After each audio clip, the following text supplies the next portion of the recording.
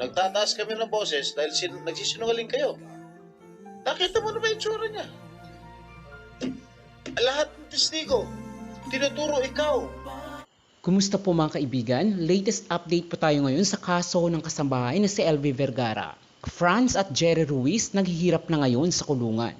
Nanay LV Vergara unti-unti nang nakakaganti sa malulupit na dating amo na siyang dahilan di umano ng kanyang pagkabulag, pagkabungal at pagkaroon ng labis na trauma dulot ng pananakit sa kanya ng mga dating amo. Sa kabila kasi ng pagkakaroon ng maraming pera at maraming abogado ng pamilya Ruiz ay tila hindi sapat ito para mapalaya sila at mapawalang sala sa mga kaso na isinampa sa kanila ni Nanay LV Vergara. At parang natatanaw na rin nila ang kanilang huling kalalagyan.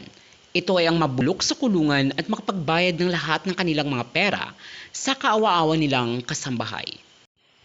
Ito'y pagkatapos mangako ang ating mga senador na sina Idol Raffy Tulfo at Senator Jingoy Estrada na mapapanagot sila sa kanilang kasalanan. Sa Mindoro naman ay labis na galit at pagkasuklam ang nararamdaman sa ngayon ng mga tao sa pamilya Ruiz dahil sa kanilang malahayop di umano na pagkatao.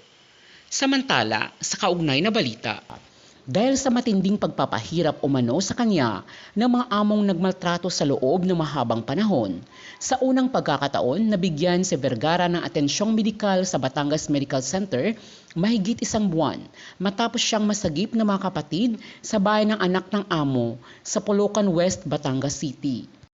Sinibak din sa tungkulin bilang hepe ng Police Community Relations ng Mamburao Municipal Police Office si Police Executive Master Sergeant Maria Elisa Palabay. Matapos madawit sa reklamong isinampa kaugnay sa pang-aabuso sa kasambahay na si LV Vergara na humantong sa kanyang pagkabulag. Kabilang si Palabay sa sinampahan ng formal na reklamo ni LV sa piskalya pagkatapos umano siyang pagbantaan kapag umano siyang nagsumbong sa kanyang dinanas.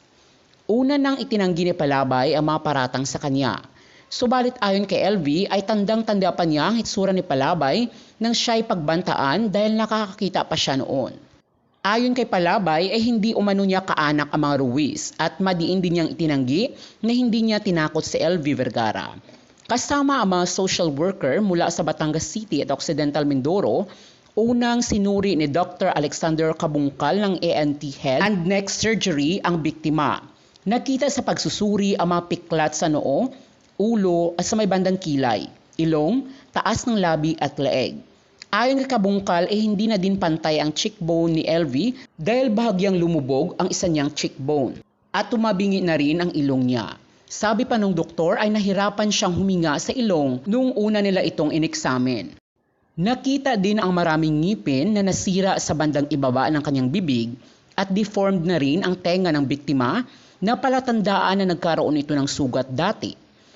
Sa pagsasagawa ng comprehensive physical medical examination mula lieg hanggang paa ni LV ay marami pa umanong nadiskubring mga peklat sa balat ng biktima mula sa matulis na bagay at mayroong ding palatandaan na posibleng pinaso ito. Ayon naman kay Dr. Christian Julius Mendoza ng Department of Orthopedics, isinailalim din sa X-ray si Vergara para makita pa ang posibleng epekto sa kanyang mga buto ng mga dinanas na sugat. Sinuri din ng mga espesyalista na doktor ang mga mata ni LV Vergara kung ano nga ba ang status ng kanyang paningin at nakita ang isa niyang mga mata na mayroon itong katarata, subalit ang isa niyang mata ay may naaaninag silang liwanag dito na maaaring makakita pa ang isa niyang mata. Isasagawa din ng mga doktor ang operasyon para matanggal ang katarata sa kanyang isang mata. Bumuhos nga ang tulong para kay Nanay LV Vergara ang kasambahay na pinagmalupitan di umano sa Mindoro.